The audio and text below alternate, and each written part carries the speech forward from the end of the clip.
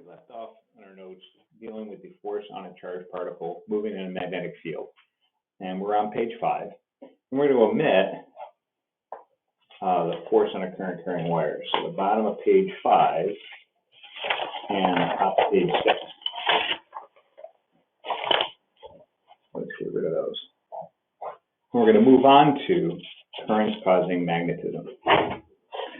So, if I have a wire with a current flowing through it, it creates a magnetic field around the wire. And the description is kind of weird. The magnetic field wraps around the wire.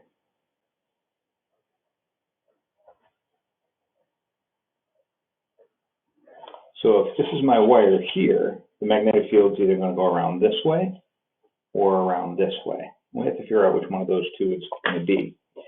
And we do a right-hand rule. Oops. I'm calling this right-hand rule number 2 because it's the second one I'm teaching you. Somebody else might number it differently. When I refer to right-hand rule number 2, it's going to be this one. And for this one, your thumb points in the direction of the current.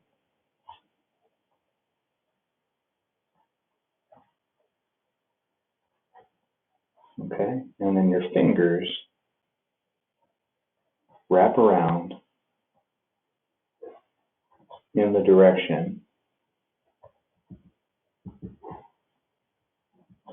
of the magnetic field. Again, just like the first right-hand rule, that's going to be a little confusing until we do it.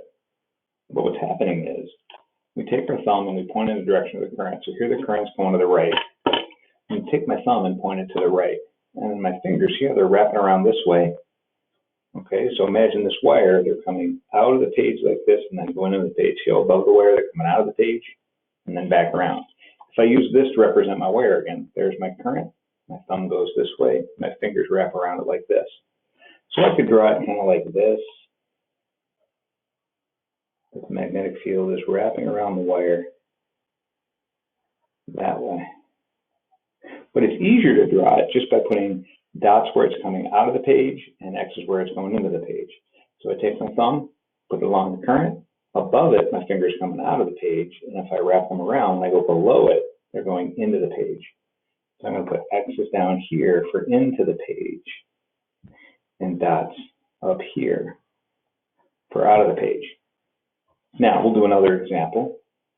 What if I have a wire going this way, and let's say the current is going up that way. All right, my thumb needs to point up in the direction of the current, and my fingers wrap around it like this. So my thumb's going up, my fingers are wrapping around, and they're coming out of the page on the left side over here and going into the page on the right side. So in over here, out over there. So I'm going to put X's over here and dots over there. So they're wrapping around, they're going down below it this way, then coming out. So they're wrapping around the wire that way. Now the equation for this is going to be B is mu 0 I over 2 pi R. Okay. Remember, I is current. Okay, so the stronger the current, the more magnetic field. That makes sense. R is the distance from the wire. And that's on the bottom here. So as the distance gets bigger, the magnetic field is going to get weaker. That makes sense too. So the farther I get away from this wire, the weaker it's going to get.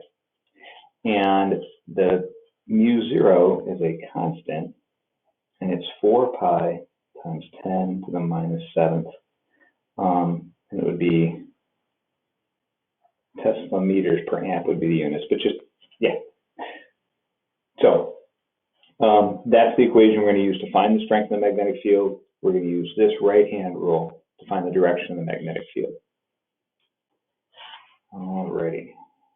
Top of the next page are a couple of examples.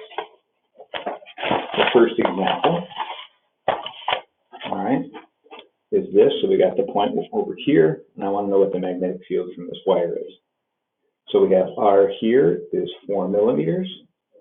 Remember, 4 means 10, or milli means times 10 to the minus third. So that's 0.004 meters for the R. We're going to use the equation B is mu 0 I over 2 pi R. Mu 0 is 4 pi times 10 to the minus 7th. I is the current, is 2 amps over 2 pi, and R is 0.004. The nice thing about this is the 4 pi here is always going to cancel with the 2 pi and leave me with 2. Then I have 2 times 2 is 4, and I got a 4 on the bottom, so I need 1. It's going to be 1 times 10 to the minus 4th Tesla. So there's the strength of the magnetic field. Now for the direction, we're going to do the right-hand rule, so make sure you're using right hand.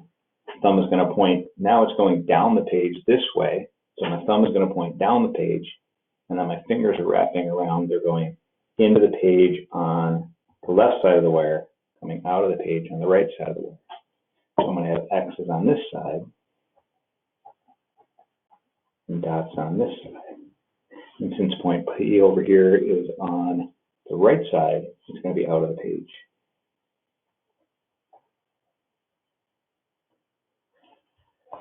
Now here we're going to combine the two things we learned in the last lesson. So we've got a wire carrying a current of 3 amps. That's going to create a magnetic field around this wire. And then when you have a charged particle moving in the magnetic field, it's going to feel a force. So let's write down our variables. So far we have I equals 3. We have the velocity of this guy is 4 times 10 to the 6th right here. The distance is 5 millimeters, which is 0.005 meters. So that's our R. Okay, and let's see what we can do here. Well, first we're going to find the magnetic field by using 4 pi, mu 0 I, mu 0 I over 2 pi R. That's 4 pi times 10 to the minus 7. I is 3 over 2 pi, and R was 0.005. Cross these out, and I get 2. And if I plug this into my calculator correctly, I'm going to get 1.2 times 10 to the minus 4 Tesla. Okay? While I'm working with the magnetic field, I'm going to find the direction. So here, my current is flowing down towards the bottom of the wire. So my thumb is going to point down towards the bottom of the wire. My fingers are going into the page on this side, and then they're going to wrap around and curl out of the page on that side. I'm going to have X's here, and dots over here. And the proton is on this side, so it's going to be out of the page.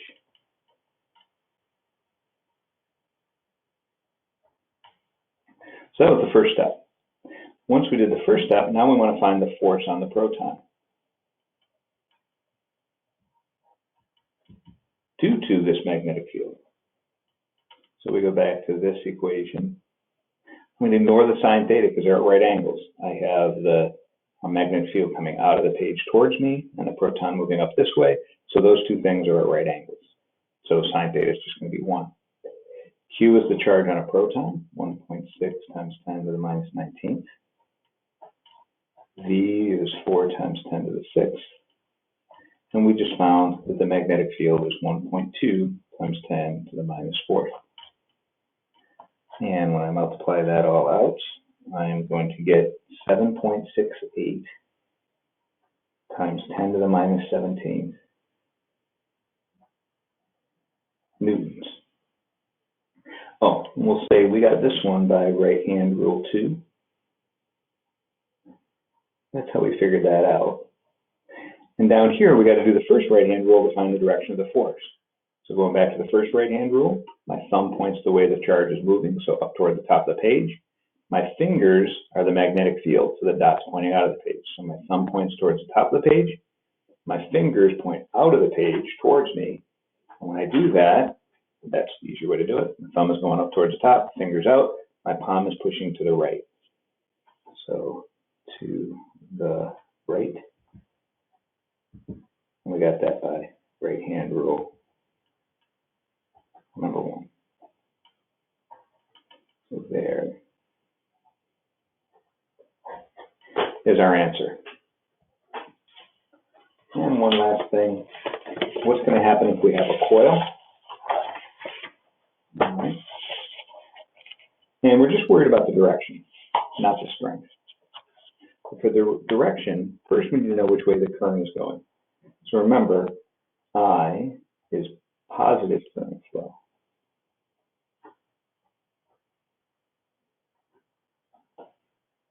So we know electrons are going to come out here, come out of the negative side and kind of wrap around and go into the positive side. But the current is actually defined as going the other way. So my I is going like this.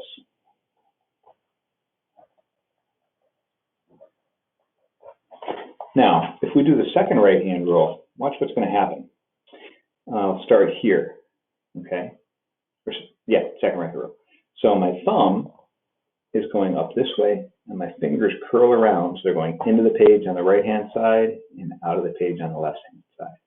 So like this. So into the page over here and out of the page over here. Okay? Now let's do it for this part of the wire where it's going to the right. So my thumb has to point to the right. My fingers are coming out of the page above the wire and curling around into the page below the wire. So you're going this way. So out of the page here and into the page here. For this section wire, my thumb goes down, fingers going into the page over here, coming out of the page on the right-hand side. So into the page here and out of the page here. Whenever I have a coil, that's what's going to happen. Inside the loop, they're always pointing in the same direction. And the reason we use coils of wire, and they're used a lot in electromagnetism, is because it ends up magnifying the field. First off, they all add up to each other in here.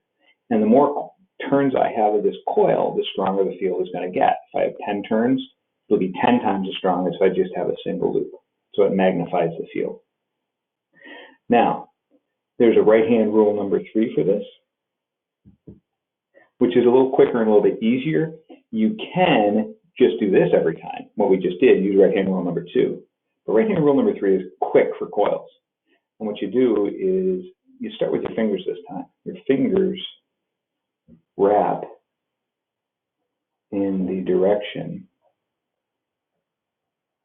of the current flow.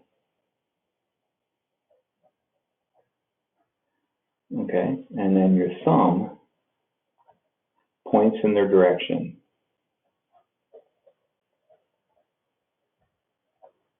of the magnetic field in the center of the coil.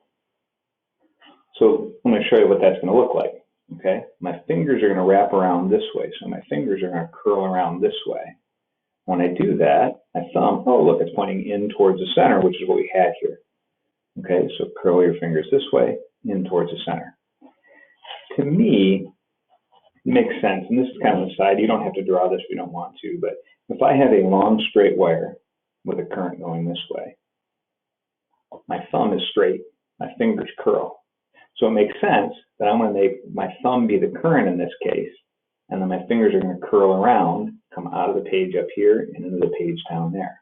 So when I have a straight wire, I have a curly magnetic field. So I have my thumb be the current, and my fingers are going to wrap around in the direction of the magnetic field. Okay. If I have a coil or a loop, let's say I have this, and my current is going this way. Now my current is curly, my magnetic field is going to be straight.